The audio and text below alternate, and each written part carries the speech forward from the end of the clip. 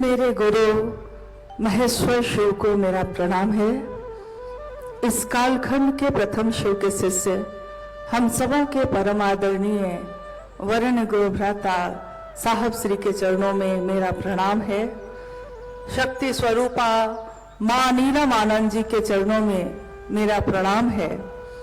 और मनातू की इस पावन भूमि पर मां नीलम आनंद जी की जन्मस्थली पर उपस्थित आप सभी गुरु भाई गुरु बहन और इस पावन भूमि को भी मेरा प्रणाम है। हम सबका परम सौभाग्य है कि आज 18 जनवरी 2026 का ये शिव गुरु महोत्सव साक्षी बन रहा है असंख्य गुरु भाई गुरु बहनों का, शिव शिष्यों के इस सैलाब का।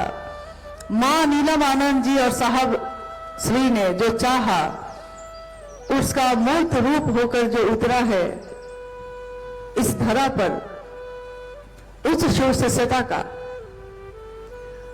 शिव गुरु महोत्सव जो यहां आयोजित हुआ है वर्ष 2012 के बाद, इतने वर्षों के बाद आज यहां पुनः सभी गुरु भाई गुरु बहन एक साथ इकट्ठे हुए हैं और सबके मन में एक ही मनसा है कि इस भूमि का स्पर्श कर ले जो इतनी पावन है, जिसने शक्ति स्वरूपा मां भगवती स्वरूपा दीदी नीलम आनंद जी का जन्म स्थान होना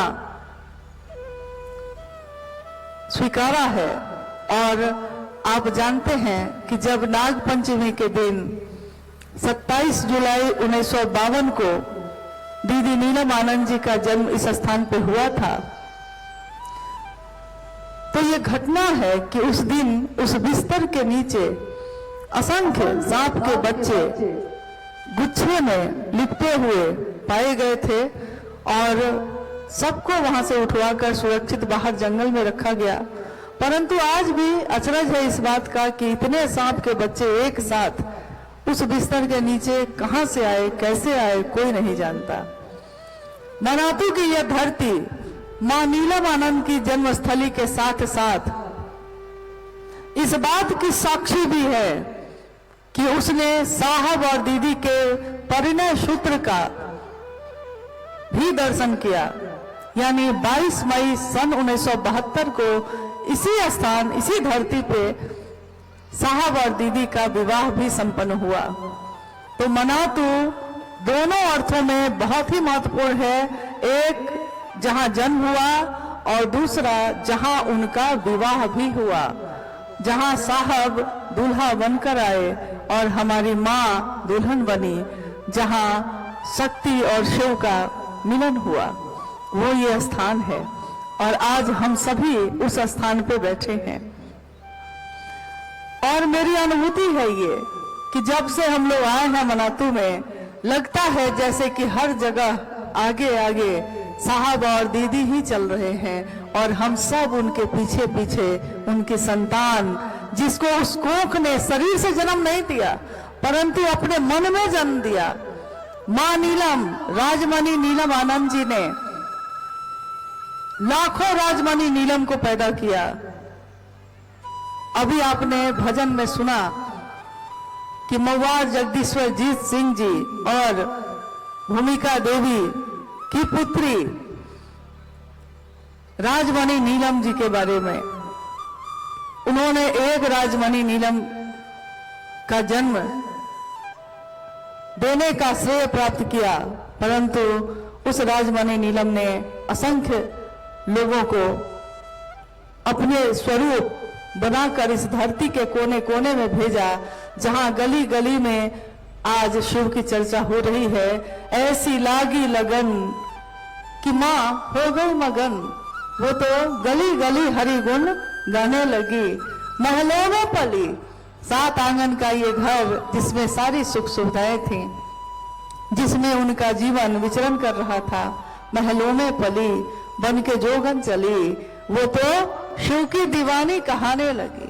ऐसी लागी लगन और साहब के साथ कदम से कदम मिलाकर शिव की शिष्यता में वो चल रही है। शिव की शिष्यता इतनी पावन है, जिसमें शिव के गुरु स्वरूप के बारे में हमारे साहब श्री ने कहा कि शिव गुरु हैं, और ये कौन शिव हैं?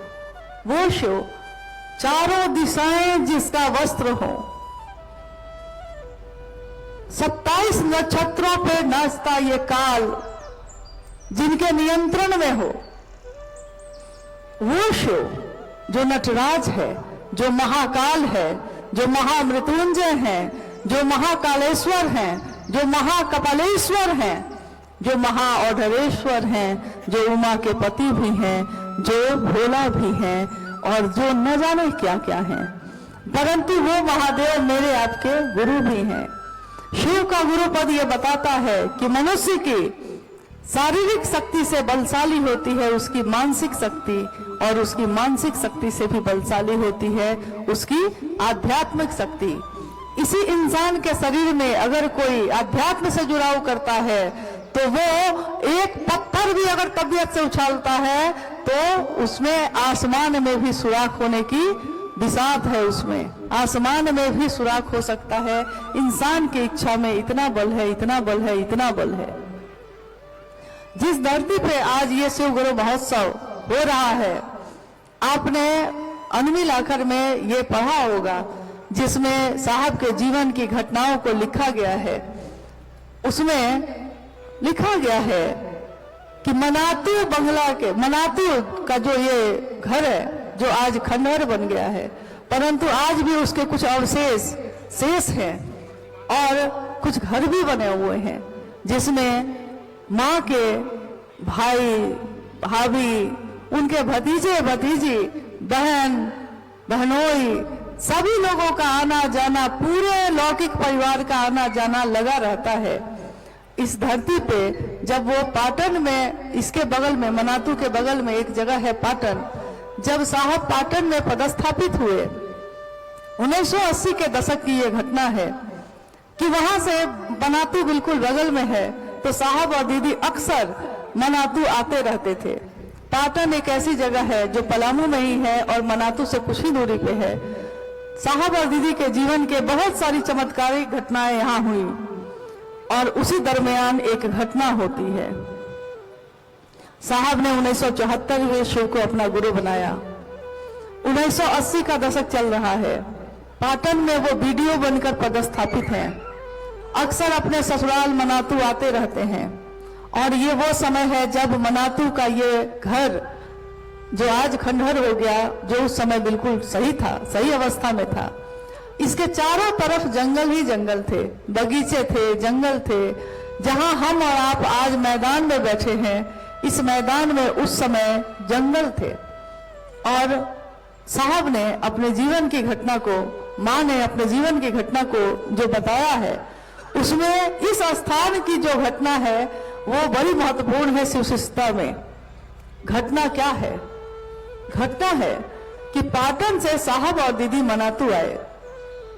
मनातू में वो घर में है, रात हो गई है, चांदनी रात है, चारों तरफ चांद की रोशनी बिखरी हुई है, और चांद की उस रोशनी में साहब और दीदी कहते हैं कि चलिए थोड़ा टहल के आते हैं। साहब और दीदी अपने घर के दरवाजे से बाहर निकले, और पास में, यानी जहां आप हम बैठे हैं आज, इस स्थान पे जो जंगल है उसमें विचरण करने के उद्देश्य से पैदल पैदल ही लेकर अपने आप को के साथ निकल पड़े। साहब ने घर से निकलते समय हाथ में एक बंदूक भी उठा ली, क्योंकि बंदूक रखी रहती थी उस समय, और दोनों विचरण करते हुए जंगल में आए हैं। चांदनी रात है, रोशनी है चारों तरफ। उस जंगल में उन्होंने अचानक देखा कि उस चांद की रोशनी में एक अघोरी जो साधु के वेश में बैठा हुआ है, साधु बैठे हुए नजर आ रहे हैं। साहब ने प्रणाम किया। प्रणाम। मां नीलम आनंद जी भी नजदीक आ गए, उन्होंने भी प्रणाम किया। साहब ने उस साधु से कहा, कल्पना करिएगा कि इसी स्थान की वो घटना है, और यहीं पे वो जंगल था उस समय। साहब ने कहा, आप अकेले यहाँ क्या कर रहे हैं? साधु ने कहा, तुम अकेले 15 वर्षों तक शमशान में क्या करते रहे? साहब ने जैसे ही ये बात सुनी, वो समझ गए कि कोई सिद्ध पुरुष है। तो साहब ने कहा कि मैं तो आपसे इसलिए पूछ रहा था कि आप अकेले बैठे हैं, लेकिन मैं तो शमशान में साधना करता रहा और मैंने शिव को गुरु बनाया। उस साधु ने फिर से पूछा साहब से कि शिव की तो पूजा करते हैं सारे लोग, तो बताओ तुम शिव को गुरु क्यों मानते हो? लोग शिव को गुरु क्यों माने? लगभग 10-15 मिनट तक साहब शिव के गुरु स्वरूप की चर्चा उस साधु से करते रहे। फिर साधु ने कहा, बड़ा अच्छा बोलते हो। इस पे मां नीलमानंद जी ने उस साधु से कहा, मां कह रही हैं साधु से कि देखिए ना बाबा, ये अक्सर कहते हैं कि मैं लगता है पिछले जन्म में मैं मेढक था, इसीलिए जब सावन की बारिश होती है तो मुझको बड़ा अच्छा लगता है। देखिए ना बाबा, ये कहते हैं कि मैं मेढक था।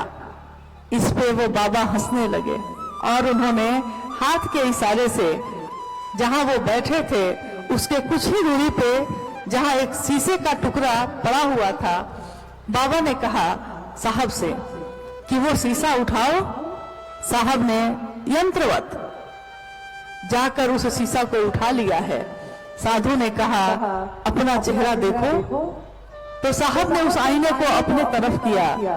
पीछे लाल रंग से रंगा हुआ वो आईना जब साहब ने अपने चेहरे की तरफ किया तो उस आईने में क्या दिखा? उस आईने में जिसमें वो अपना चेहरा देख रहे थे, अचानक उसमें जो तस्वीर उभरी, जो तस्वीर दिख रही थी, वो तो उनका नहीं था। तो उनके मुंह से निकला, बाबा है। बाबा हम किसको कहते हैं?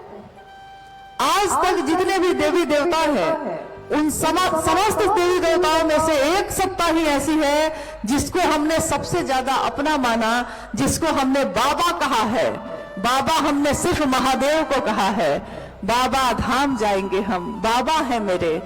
तो बाबा उस दिन साहब के मुख से निकला, बाबा है। और देखते देखते जो साधु खड़े थे उनकी रूपरेखा बदलने लगती है।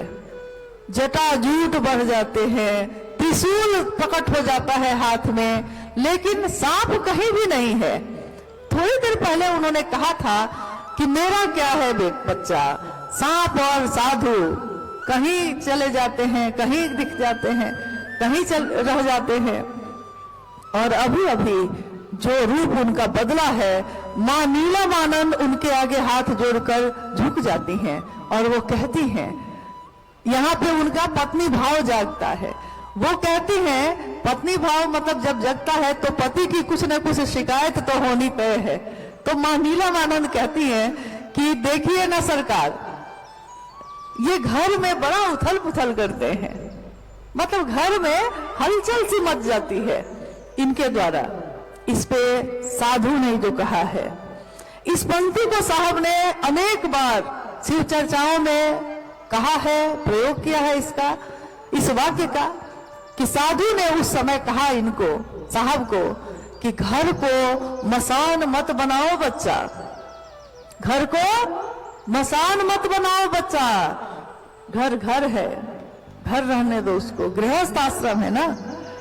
और जैसे ही वो सीधी हुई है, खड़ी हुई है, और उन लोगों को देखते देखते वो साधु कहीं नहीं, चांद की रोशनी है, हल्का अंधेरा छाता है, और जैसे ही चांद की रोशनी फिर आती है, कुछ भी नहीं है, कहीं भी नहीं है।